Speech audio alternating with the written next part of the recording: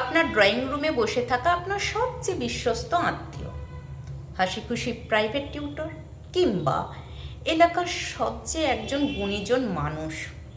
এদের মধ্যে কেউ একজন হয়তো এই মুহূর্তে আপনার 8 বছরের সন্তানের শরীরের দিকে এক ভয়ঙ্কর লালসার দৃষ্টিতে তাকিয়ে আছে।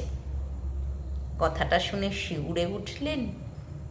আমার ওপর প্রচণ্ড রাগ হচ্ছে, মনে হচ্ছে এই মেয়েটা পাগল হয়ে গেছে, সমাজটাকে ধ্বংস করার জন্য উঠে পড়ে লেগেছে।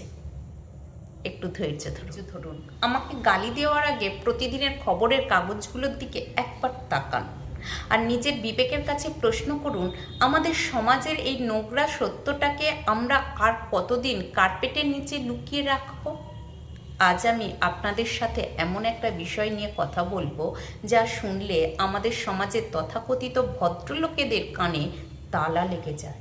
শব্দটা হলো যৌন শিক্ষা বা সেক্স এডুকেশন। এই শব্দটা শুনলেই আমাদের মনে হয় বাচ্চাদের বুঝি পেকে যাওয়ার বা নষ্ট হয়ে যাওয়ার ট্রেনিং দেওয়া হচ্ছে। কি ভয়ঙ্কর মূর্খতা আমাদের! আপনারা কি জানেন, শিশুদের জন্য প্রাথমিক যৌন শিক্ষার মানে কোনোভাবেই যৌনতা শেখানো নয়। এর মানে হলো ওই ছোট্ট অবুঝ শিশুটাকে নরপিশাচদের হাত থেকে নিজেকে রক্ষা করতে শেখানো। আপনার 6 বা 8 বছরের শিশুটা কিন্তু জানে না আদর আর লালসার মধ্যে পার্থক্য কী। আর এই সুযোগটাই নেয় আমাদের চারপাশে সেই সব নেকড়েরা যারা ভদ্রতার মুখোশ পরে ঘুরে বেড়ায়। এবার আসুন আমাদের প্যারেন্টিংয়ের সবচেয়ে বড় ভণ্ডামির জায়গাটা নিয়ে কথা বলি।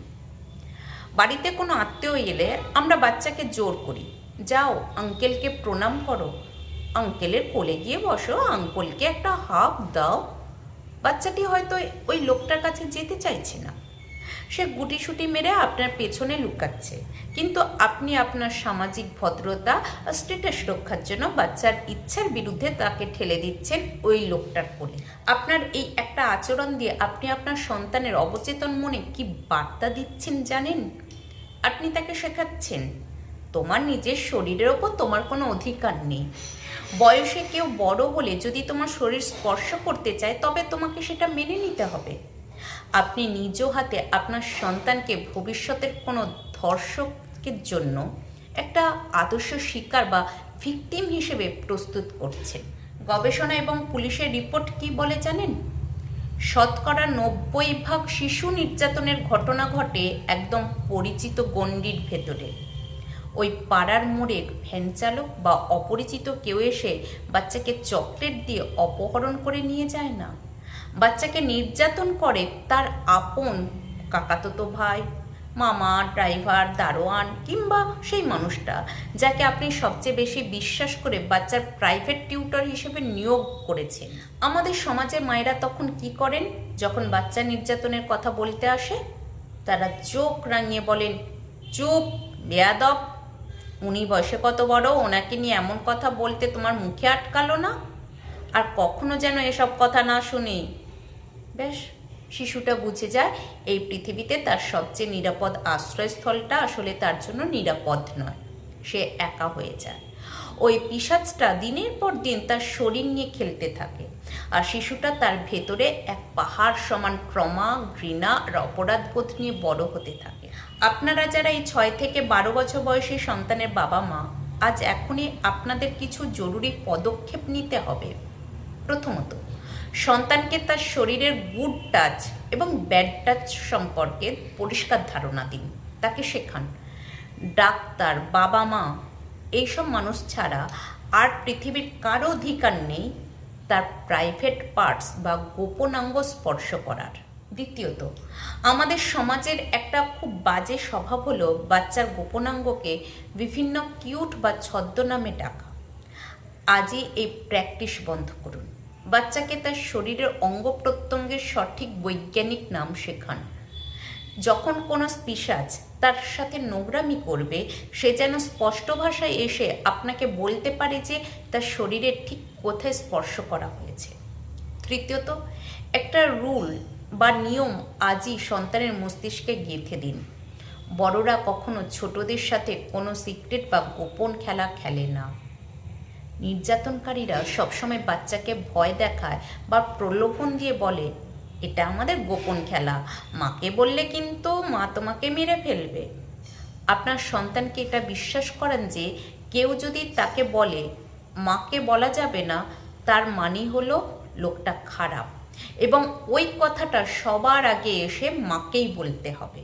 চতুর্থ, শিশুকে 3টে অত্যন্ত জরুরি কাজ শেখান। 1, বলো না, জোরে বলবে, ভয় পেলেও বলবে, চিৎকার করতে পারলে করবে, সরে যাও, ওই জায়গা থেকে দ্রুত বের হয়ে আসবে, নিরাপদ জায়গায় যাবে, মানুষের ভিড় বা বিশ্বস্ত বড়দের কাছে যাবে। 3, বিশ্বস্ত কাউকে বলো, মা বাবা, শিক্ষক, ঠাকুমা, দাদু, দিদা, যার ওপর বিশ্বাস আছে। একবার বললে কেউ না শুনলে আরেকজনকে বলবে। যতক্ষণ না কেউ সাহায্য করছে ততক্ষণ বলা বন্ধ করবে না।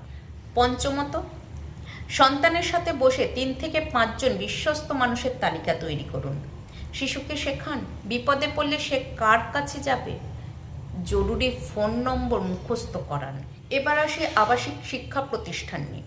আমাদের সমাজে অল্প বয়সে বাচ্চাকে বোর্ডিং স্কুলে পাঠানোর একটা প্রচলন আছে। আমি বিনীতভাবে অনুরোধ করছি, যথাসম্ভব চেষ্টা করবেন এই বয়সে বাচ্চাকে আবাসিক প্রতিষ্ঠানে না রাখতে।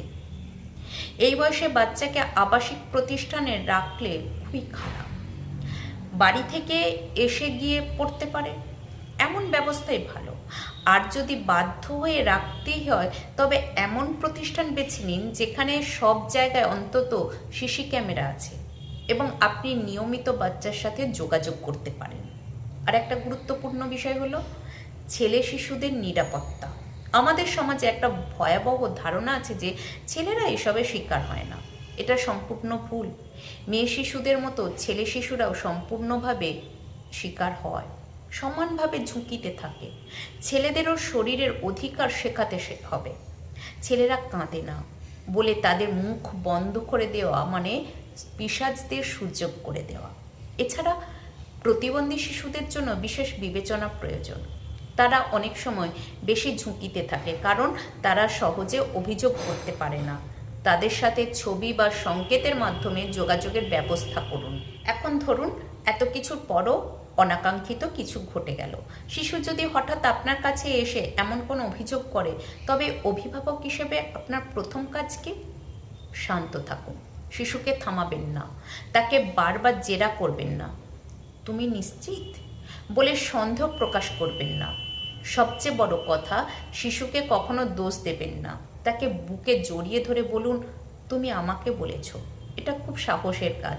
এটা তোমার কোনো দোষ নয়, আমি তোমার পাশে আছি। ভুল করেও বলবেন না, তুমি আগে বলনি কেন, বা ও তো ভালো মানুষ, অথবা কাউকে বলো না, মান সম্মান নষ্ট হবে। আপনার এই কথাগুলো শিশুটার সারা জীবনে ট্রমা হয়ে দাঁড়াবে। অপরাধবোধ আর লজ্জা দূর করে তাকে বোঝান যে সে ভিকটিম, অপরাধী নয়। শিশুর আচরণে কিছু সতর্ক সংকেত খেয়ালে রাখবেন।